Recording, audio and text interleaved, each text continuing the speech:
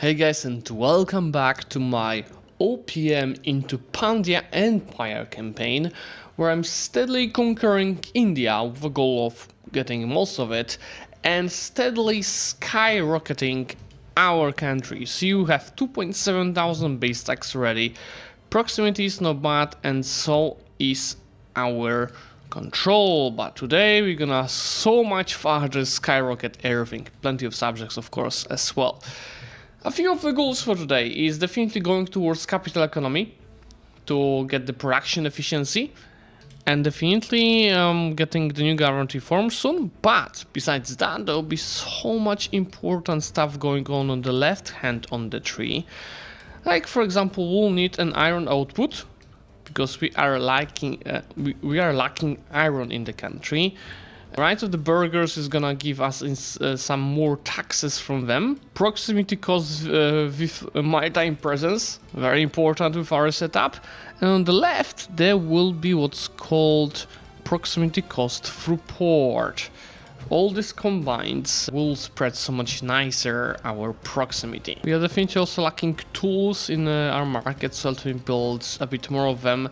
We'll see, we are also lacking goods needed for the tools, especially iron. That's why I wanted to do that advance. I should continue making my country one big city-state, and that's why I'm steadily improving many of the towns to the cities. One of the crazy things we want to do today is to conquer a bit of Middle East, to actually start trading ourselves with all the pepper.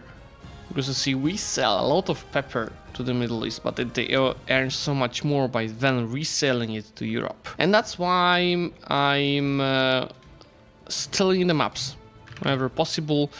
Actually, it gives antagonism, so I'm not going too crazy with it. Just take a look at that. It's just enough. House of Parliament building should give me a bit more, 20% of the crown power, so that should be certainly useful. Oh, that's the first time I'm actually seeing this. Giant scholars and giant banking rights. This would give me interest, but this is super nice. Well, clergy is not gonna be as happy. And remember, clergy with being happy gives me monthly usage progress. But I'm gonna get more from the giants. Let's look at that. 2.5 month research progress now. You know, one issue with having so many cities is the food consumption. I was having this market starve for a while. So what I ended up doing is actually demoting 2 cities with livestock to actually maximize the food production and minimize the food consumption. But you see, it's still plenty of cities. And I'm also making sure that all the food RGOs are maxed out, and I'm building stuff like farming villages that do produce even more of the food and give food production. But yeah, let's continue our expansion. The choice is between Delhi and Western Malwa, or actually Orissa. Looks like Western Malwa is gonna be the best choice for the next CP from the parliament. Since I know from the previous war that Orissa has a very strong navy, let me hide my both navies, because these are trade navies to just spread maritime presence. It looks like Delhi is actually expanding by itself. The war itself shouldn't be very hard. Western Malwa just likes me too much. But I would definitely want to cut off their capital from the rest of the country to minimize the control. How much embargo was decreasing the relations? Embargo is minus 25. Yeah, so I would still pay them 7.5 of stability for the war, so let's just keep it as this. Again, I'm not even using the levies anymore, even though I have 300,000 of them, but 40k of my regular army should be enough, where we have 2 siege stacks and 1 fighting staff with heavy cav being ready. Looks like they are paying for the force, so probably there's not really a need from us to rush them down. Let's just steadily siege everything. Especially that, you know, I have the maximum bonus from the artillery. Yeah, I have to fix the food situation overall, like get more of the stockpile because as you see, I'm just paying more than I should for the food. It should be like up to 40-50 ducats a month. By the way, in the meantime, we have 4 out of 5 hegemons, just not the naval one, because I'm simply not building any heavy ships. Maximum RGO size in ruler. This is super useful not only for, you know, overall this pepper and truly high economy locations, but also if I add a filter for the producer's food, also to maximize all food production where it's lacking. They don't like much me cutting off their capital from the rest of the country, but with 1 or 2 more sieges we will be ready to piece them out. Perfection, I'm not even looking on the antagonism. Should I? Yeah, I'll have to attack Unarch as soon as I have the next parliament. That's it. Let me just release a few new subjects here, and before I do so, let's double check if any of them are like getting too strong. Samantas are fine, these guys are fine, Maha Samantas are fine, and fiefdoms are soon not to be fine. So I have to create Samantas, and some of the old Samantas need to be upgraded to Maha Samantas, and some of the Maha Samantas have to upgrade it to be Pradana Maha Samantas, because each of these have separate calculations for the loyalty. Why did I separate capital of Western Malwa from the rest of the country? Well, it's because they have no proximity in any single location, which means the control is gonna be so much lower, and in early ages, control has insane impact on the war score cost of their locations. Now goes the next country form, unlocked from an advance. Number 4? Yeah, and this one is gonna be... Well, how about we focus on the food production, actually? The definitely annoying thing about stealing maps in EU5 is you steal by province. So like, oh, I'm gonna steal map of these few locations. You only need 40 of Spiderwalk for that. In EU4, you could steal the whole areas of the maps. You could even buy the maps. Here you can only sell the maps as a mechanic. We are earning more from diplomacy than any other source of income at this point. But what I discovered is, yes, you cannot annex Pradana Mahasamanta, but you also cannot downgrade the rank to Mahasamanta. So if I want to annex these guys later into the game, I'll have to release them as a free nation and then annex, just like I just released these guys. I didn't have enough of counting houses, only 30 of them created. I probably didn't have money for more when I started doing them initially. Remember, that's local crown power in urban locations. I can build another 56 of them, that's what I'm doing. I'm curious how's our crown gonna change. I'm betting 30-31%. But before that, we finally unlocked the iron output.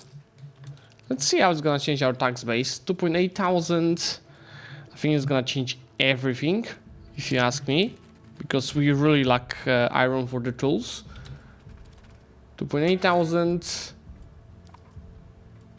Actually, not that much of a change just immediately, but I think it should like boost the whole economy overall, and should, you see, it will be cruising now over every month. Rise of the Burghers gives you an interesting choice, because it is pretty much between increasing their maximum taxation and reducing their satisfaction equilibrium and blocking them to the cabinet. That's also important.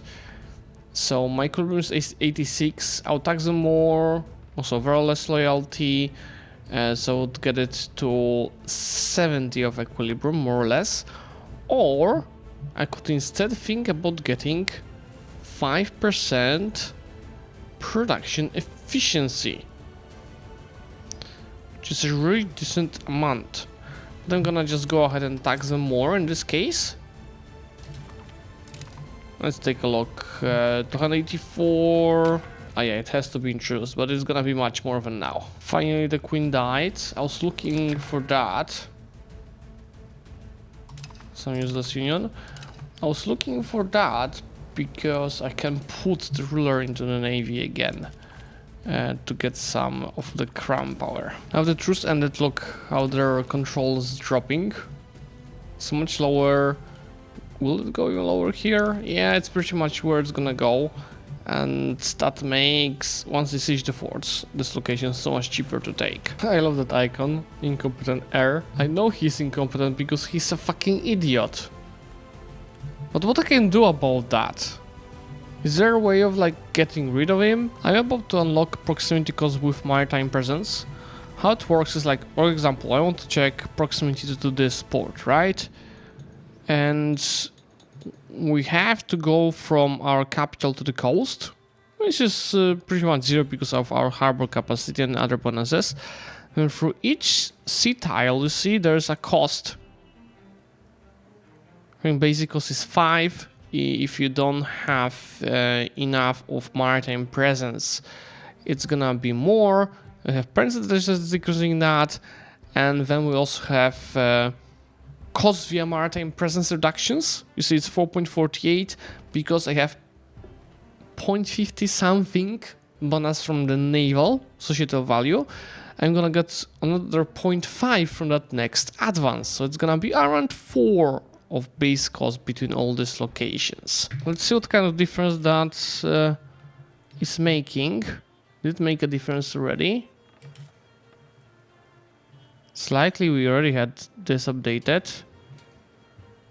See, this is like all decreased now.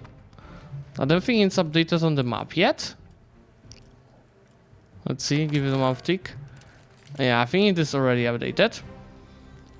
So for example, here it is 65, as you see. We're finally getting it farther down here.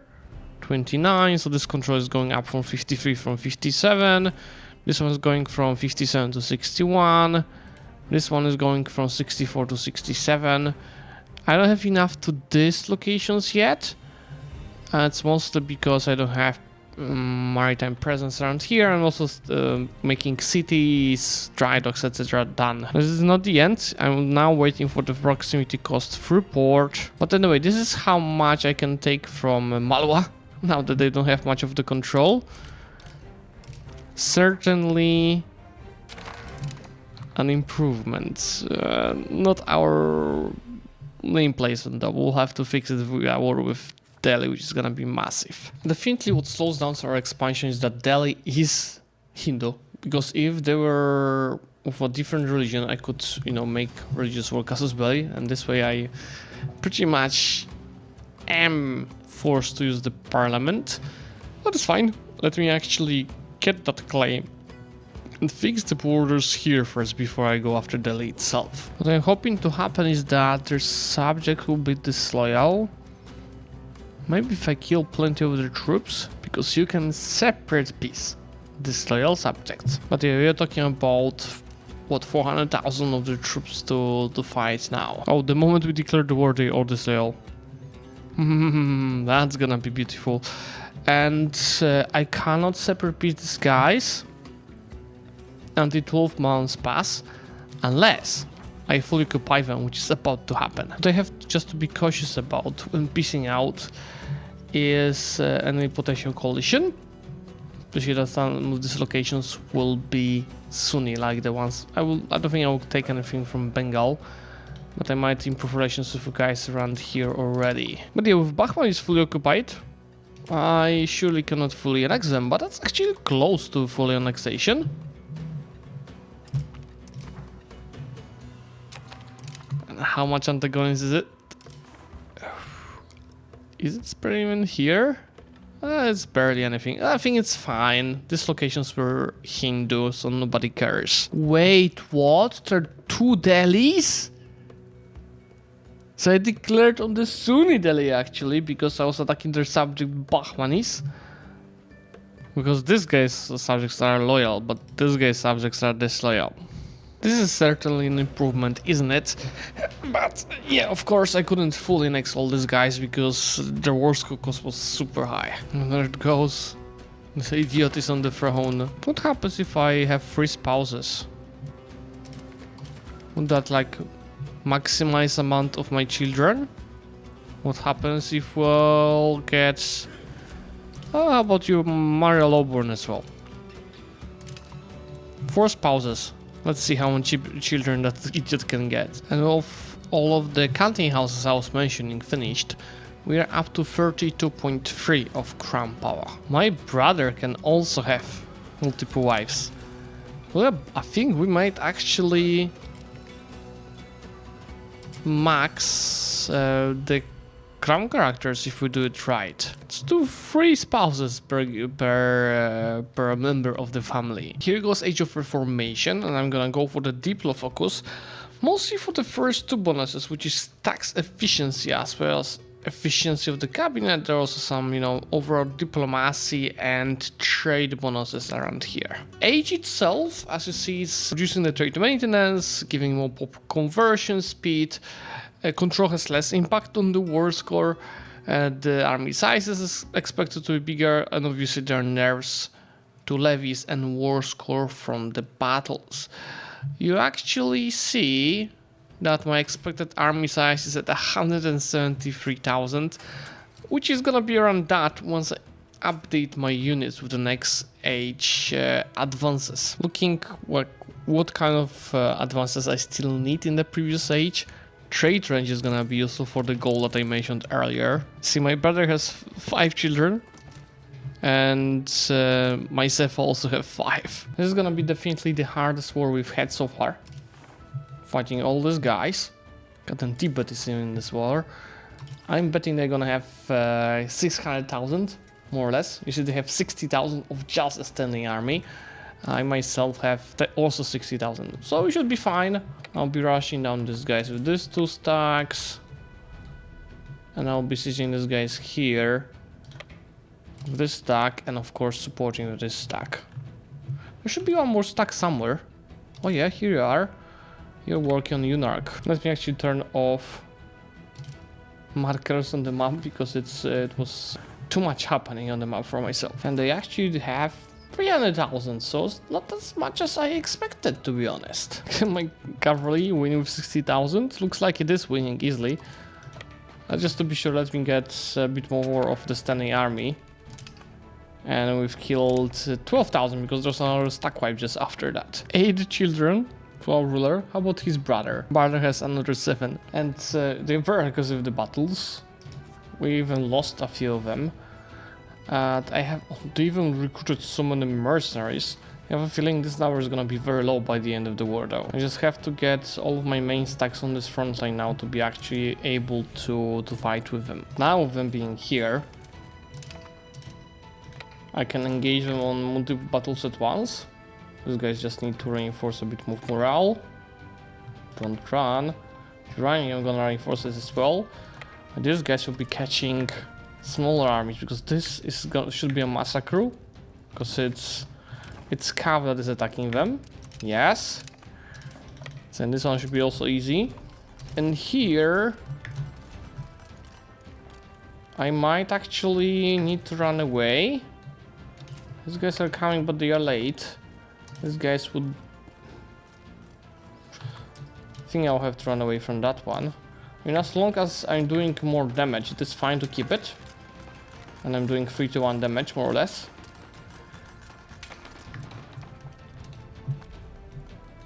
Oh! One of the stacks started running away and the other ones are still reinforcing. Here I even wiped them. Let's see if we have a chance to reinforce this. Because if my subjects are reinforcing it, and it looks like they are, I should be winning it. Are you reinforcing? 24th of January. Yeah, they're gonna be here. Come on. 100,000 troops from their side. We need our reinforcements to come here faster. Those are great. It's also a -2 battle for them. It's a different standing army versus band of pitchforks, probably mixed with standing army and mercs. These guys need to reinforce morale before they reinforce. And these guys can take more time. I'm already winning. But let's still reinforce. Well, it is 26,000 versus 11,000 of losses. and that was just 3.5, 3.9 army experience. The only stack where some artillery survived to go on siege. The next patch they're actually planning to change artillery damage received, just so it doesn't die on the first row, but we'll see that. It's actually weird because I should not be able to... it's not a coalition... I actually don't know. Since it's not a coalition that declared on me, I can separate peace people from the coalition, or I can separate peace Orissa because they were allied to Delhi. How about this, guys? Yeah, I can separate peace both.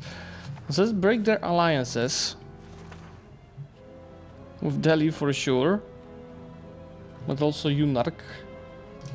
So the next parliament I go after this guys here. From Unark itself, could I actually take their locations, or it's expensive? It's actually not that bad. I want to take all this,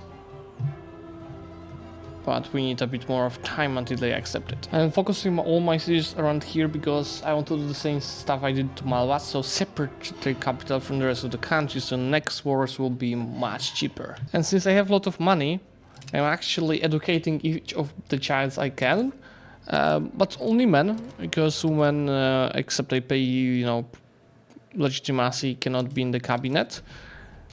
And that obviously is increasing the cost of court, which is plus 31% already, you know, from all these expensive educations, but mostly because I'm a great power #1 and I'm triple hegemon. As I was telling you, their army is vanishing.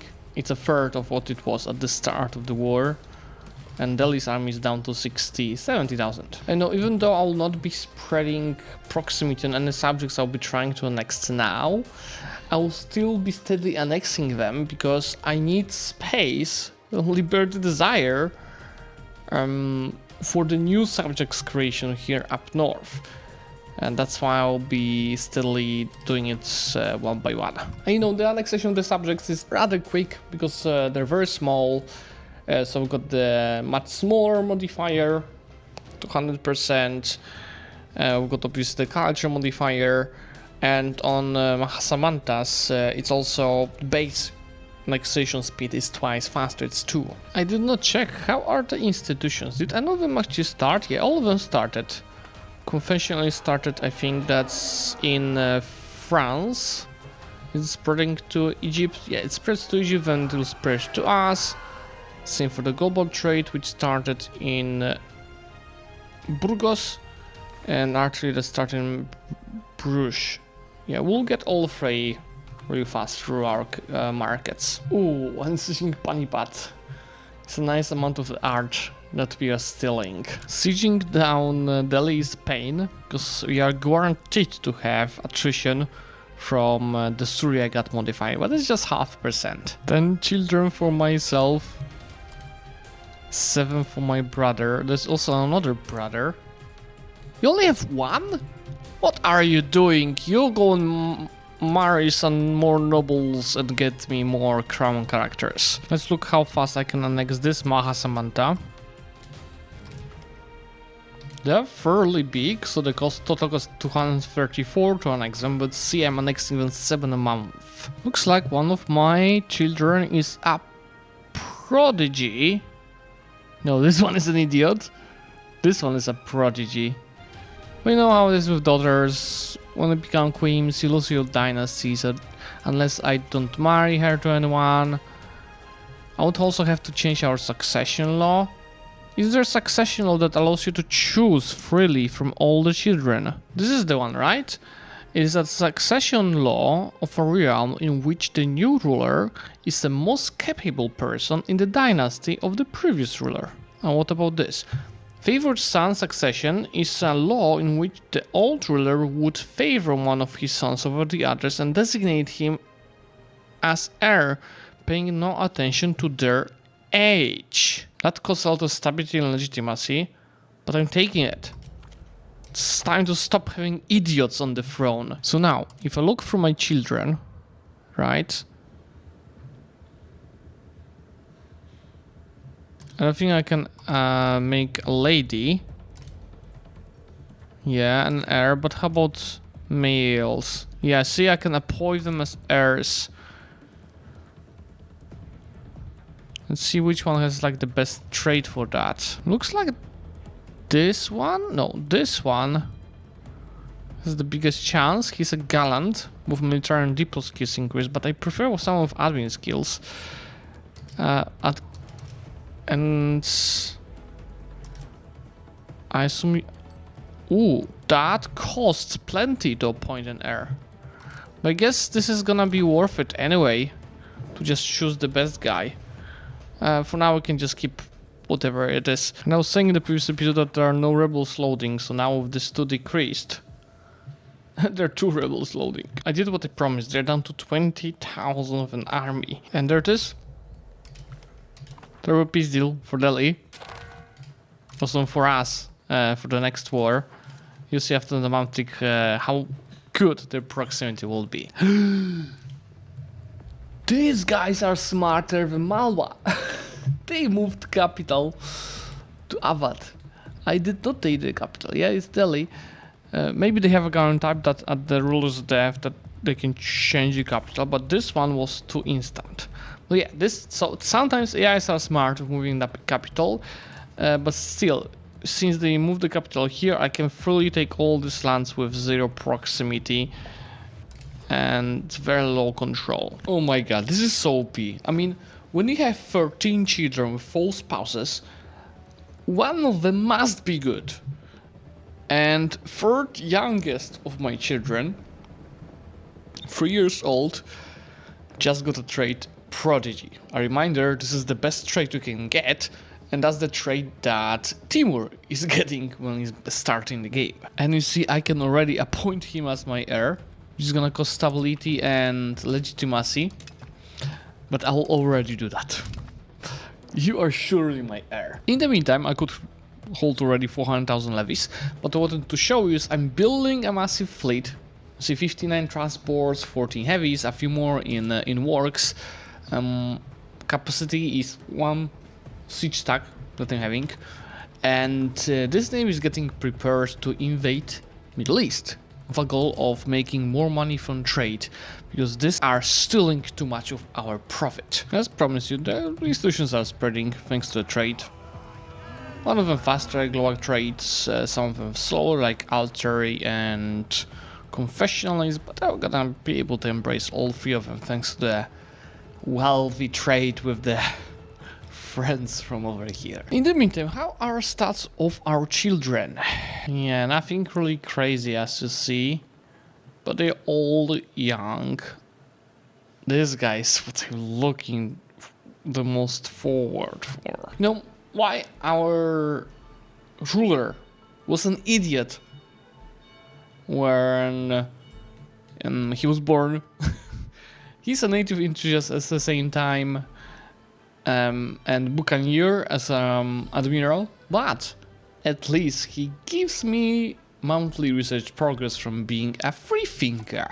So this is at 2.53 and TBT to be increased thanks to the institutions. And it's really tempting to attack Egypt, as they just finished a war, so they don't have many of the troops, especially the standing army. They don't seem to have any allies. Obviously they have some subjects, 12 of them.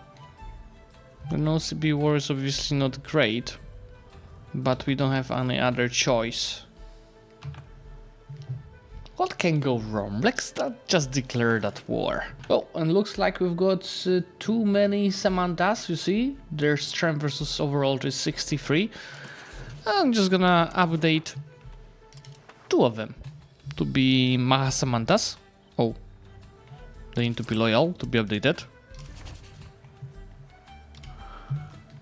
1, 2. Oh, just re-click it so the map updates. And this should be now all fixed. Really? Do you need to update another one? What's the calculation is right now? 50. Yeah, let's do one more. We'll also probably create another stack, because I can simply afford it. Yeah, now it's fixed. But let's anyway create another siege stack. I definitely have too little of them.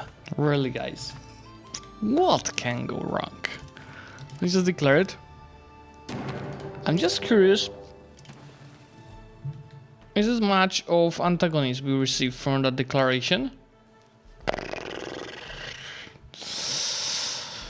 just hope they just don't arrive with 5 Basilian troops out of nowhere. Well, they do have 82,000, 50,000 of their own. Let me actually get this navy back home, so I can get that one extra struck to help them. Because of attrition, no way for me to reinforce the armies. This war is actually hell, because even though in the losses I'm doing great, this doesn't equal the attrition losses, which are terrible on our side. This is why I have to bring back some of the armies back home, reinforce them, and from home bring them to Egypt here. I think I'm gonna push more towards here. There should be less attrition, but there will be malaria on the other hand. How's Sarah doing? Well, at 70 years old, he already has better stats than our ruler. One institution I could afford to embrace for now is the global trade. Let's overall see what is interesting in it. Obviously,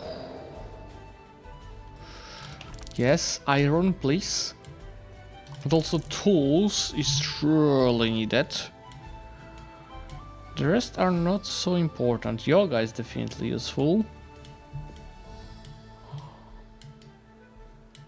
But I know there'll be more important things to take in the other institutions. So let's just start with this few. This war is goddamn tough. At least I reduced the amount of the troops down to 46,000, but don't fool yourself with these numbers. I've lost probably at least 100,000 to attrition already. And this is really tough. I keep getting pushed back. To make it worse, they're actually rushing back the force that I rushed earlier. This is all pure pain. And moving all here with attrition, also pain. That's why I have so low morale. They don't only rush the force, they also refuel their garrisons wherever they can. They're down to 24,000. There's no war score I can really get this in this age already. But yeah, I just need to bring more troops and sieges down and it should be done. Honestly, I like how punishing this war is, attrition wise. How long is it ongoing? It's ongoing also for 5 years. It's not as long as I'm feeling it is ongoing. But in the meantime, I think my truces with Delhi ended. So I should be preparing to attack them again. That's why I'm keeping that parliament ready. But let's finish off this guys first. Can I actually give multiple marriages to my children? Like you, for example. You have one spouse. But you go and get more. So have more and more crown characters. It's free per hat. The issue is there's no more young women in the nobility. So I have to ask them to marry lowborn, which we can afford to do in a few cases. They made some limits in wartime. For example, this guy is my nephew. So my ruler's brother's son. And he is from the crown overall from our dynasty, but for example I cannot make him do a marriage. That's also, remember, I had a prodigy daughter and a prodigy son. Prodigy daughter is 184.73. This is a wonderful example of a woman that we want to grant cabinet rights. We can afford this and employ her in the cabinet to maximize our crown power. In the meantime, we unlock the other institutions, so let's see if there's anything that we should absolutely prioritize. Yeah, we've got a reform, Supreme Court, which gives us crown power and proximity cost, crown power itself, pop foods consumption, with the amount of the cities that we're having, but also population growth, legitimization of power, war score cost, obviously a cabinet seat, but also food production. Will be also shipyard here with another harbor capacity, barrack for more demands, and we also should unlock one of the unique units like arquebusiers. I think this is maximum I can really take out of this war. Their trade center, the trade market capital, plus 2 more cities just to maximize my trade power here, an advantage. It's also a place where I'll be able to reinforce my armies in the next war. How is the antagonist for that? Absolutely not bad. So you just make sure to leave 2 full stacks here. Well, this is honestly a mess. So let's fix that mess ASAP. Oh! Now that these are colonizable for me, it's much easier to actually steal the maps. So I can just click on an actual area I want to steal. Obviously Alexandria is now much smaller because the Dimashq market is taking over their own lands. But still, this is not bad. We've got a bit of trade of advantage and we are making insane trade profit already. Can we look at trading and only this market? Yes. Alexandria to Tunis. This is already happening. I'll need to get way more of trade capacity over here, but I need to core these locations first. Since it's actually weird, but these are conquered locations and I can still build ships. I'll build as many as possible barracks to get trade advantage over here. While I'll be working on improving the trade income of this whole Alexandria project, it's just more like a, how to call it, expanded tests. You see my diplomacy income is hitting 1,000. Mamluks already created a new market in their capital. But worry not, I'm gonna take that one as well. Looks like Hindu Delhi fully annexed Sunni Delhi. So they took over the Bengal subject. Do they even keep them loyal? I doubt. Yeah, I could sever peace these guys. We should do that. I think this is unlocked in the current age. But in general, I unlocked 5th current form spot and I can take administration of shipyards. Which gives me proximity cost through port and monthly progress to naval. And every coastal urban location is gonna receive harbor capacity, which is crucial for the spread of proximity through the ports. I'm curious how this map mode is gonna change by July 1559. It looks like also my brother had one prodigy. Look at this guy. I cannot marry him to anyone, but I can definitely get him to my cabinet. Is that one of the nobles? And our heir is in the end at 90, 80, 91. It's time to die, Mr. Ruler. As mentioned, the Supreme Court is crown power and 5% proximity cost for the whole country. This is how it looks like with Supreme Court and finished naval law. The biggest difference is here with the naval government. I'm definitely looking forward to also the ruler to be updated, but his stats are actually better than they were. In case you're wondering how the heart of our food production is, the rice location next to our capital has 1.2 thousand of food balance. All of our ruler spouses are 40 plus, so they're not really doing any more children. Oh, looks like 4 is some limit, I cannot do more. Oh my god, oh my god, oh my god, no! Events change my rulers, my heirs. Religion. So he's no longer eligible. So I probably have to also spend again legitimacy and stability to get him. But okay, let's do this. Let's change the law ASAP. Add religion to any religion, and then I'll have to repick this guy as an heir. But anyway, this is all I'm taking from Delhi. All the law control locations, plenty of them. That law is now done.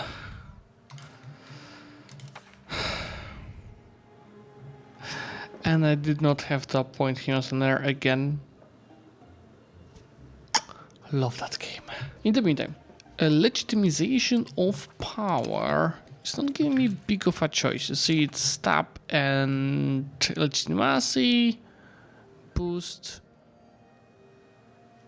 Progress towards belligerent might be useful, as I want to get more war score cost reductions. Diplomatic reputation does not help the decrease, but it should be fine. Why uncurling the borders in India with, the Hindu potential coalition members? This war with the Mamluks should be way easier. They still did not recover their levies from the previous war, and I have actual locations where I can recover my standing armies, so I don't have to go back and forth to the capital. Also, just can't wait until the next patch, so be able to actually hide some of these pop-ups forever. Now that I have to run between the two front lines and there's no minimap to click on it, I'm jumping between these front lines with the control group. So you see on below number 1 we've got these guys, below number 2 we've got these guys. So it's actually crazy, but this part of India, why in EU4 could access it easily, it's actually very much cut off by the wasteland. So if you want to reach these lands, you need to use the navy. Increase belligerent, but also under 5% from advances. We already have minus 26% war score cost modifier. Let's see if Orissa is gonna also change the capital after this peace deal. Because the goal is very much the same, cut off their capital for the rest of the country for our next war. God damn, it worked. I'll do the same to Egypt, with planning to take over the Middle Eastern to Europe trade. Cutting off their capital as much as possible. They don't like it much. Minus 90.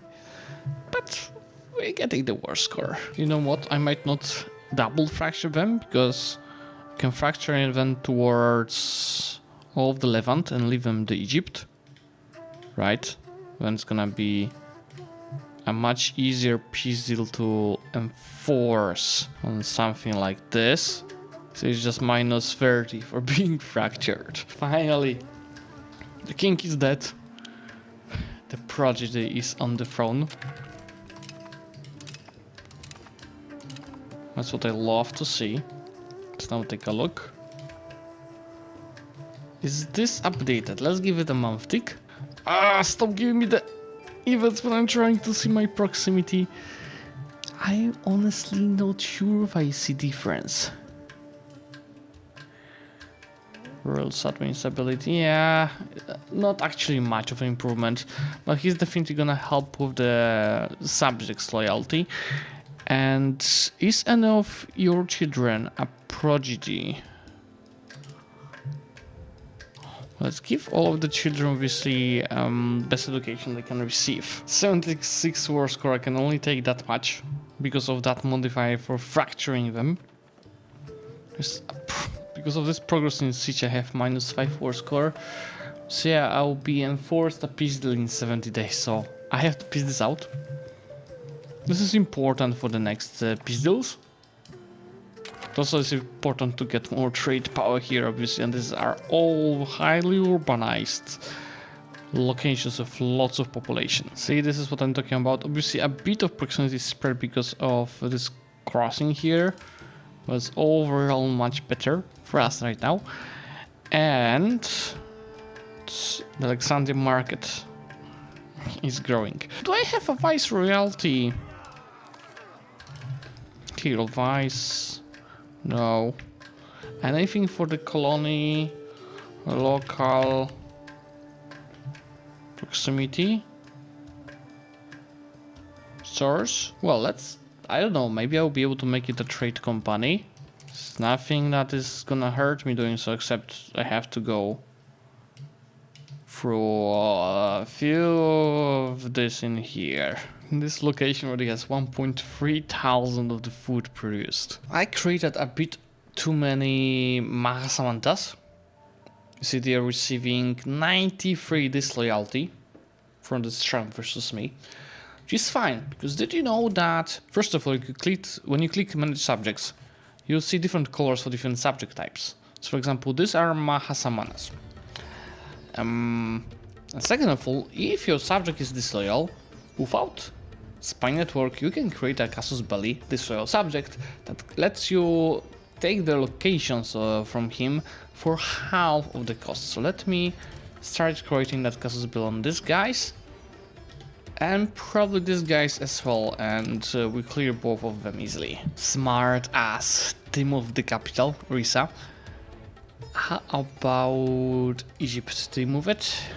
You keep it right there. That's the biggest I've been facing, wasn't it? Or maybe there was someone with more. This guy's coming with 87,000, it's really hurting us. Look at this battle, it's mostly my subjects engaging. I'm just looking at the 8,000 of my calf here. Well, we've got over 400,000 troops fighting in one location. I'm not surprised my subjects were disloyal. Actually, stopped being disloyal when I finished annexation with one of my other subjects. You see, all are loyal now. But what I want to tell you, I'm not surprised they were disloyal. They're the killers. They've killed maybe like 20k. They've killed 200,000 of the enemies. They're just swarming and killing everyone. Shipyards give me even more harbor capacity. Will obviously allow me to spread the maritime proximity even better. So let's just build it everywhere. It didn't cost me even 10,000. None of these markets actually have access to Alexandria. That's why it's not making that much money yet. In the meantime, the barracks are done. Again, this is urban locations manpower increased. Obviously also the demand being increased for various goods. And this will be plenty of levels to be created. So follow it up with more of paper, more of weaponry, leather and other required goods. In the meantime, I think the naval buildings are done. So this is our updated proximity, and it's feasible. You see, for example, here I've got 33 proximity. Very nice. Anyway, this episode is already long. This is where I'm gonna finish. See, most of India is already in our hands. Obviously, we'll be steadily improving this. Look like how nice Delhi proximity is, how nice Bengal proximity is. These tricks are gonna help me out. Same as with conquering Egypt and actually getting trade range to India, so then I push this to Europe. But so far so good. I want to continue this campaign. Next video, I'm sure we're gonna start doing the spread and obviously keep improving the borders in India. For today, thanks for watching. Make sure to like this video, to support it, and I'm gonna see you soon.